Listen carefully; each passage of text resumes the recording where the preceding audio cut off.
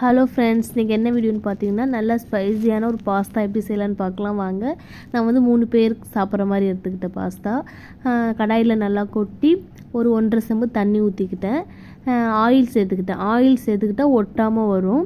வேக வச்சுட்டு அதுக்கப்புறம் அதுக்கு தேவையான பொருட்கள் பார்த்திங்கன்னா, பெரிய வெங்காயம் 2 வெங்காயம், ஒரு பச்சை மிளகா, ஒரு 4 கருவேப்பிலை, கொத்தமல்லி, 1 தக்காளி, ஒரு 1.5 ஸ்பூன் இஞ்சி பூண்டு பேஸ்ட்டு, 2 முட்டை எடுத்துக்கிட்டேன். முட்டை சேர்த்துக்கிட்டா செம்மையாக இருக்கும் டேஸ்ட்டு. பாஸ்தா நல்லா குழச்சி தான் நான் எப்பவுமே எடுத்துப்பேன். அதுக்கப்புறம் நல்லா கடாயில் எண்ணெய் ஊற்றி சோம்பு பொரிய விட்டுட்டு, சோம்பு நல்லா பொரிஞ்சு வரும்போது பச்சை மிளகா போட்டுடணும்.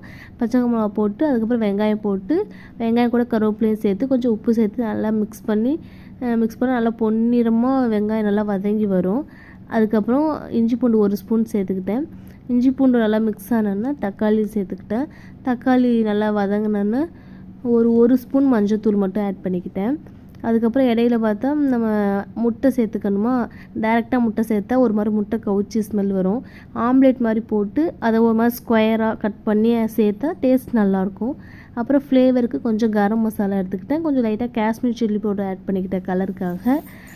நல்லா அதெல்லாம் மிக்ஸ் பண்ணி அந்த பொடி ஸ்மெல்லாம் போனதுக்கப்புறம் பாஸ்தாவே மிக்ஸ் பண்ணி ஆம்லேட்டையும் போட்டு நல்லா மிக்ஸ் பண்ணிட்டேன்.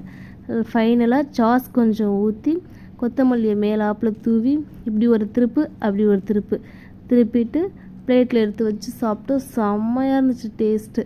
நீங்களும் ஒரு டைம் ட்ரை பண்ணி பாருங்கள். வீடியோ பிடிச்சிருந்தா சப்ஸ்கிரைப் பண்ணுங்கள். பாய்.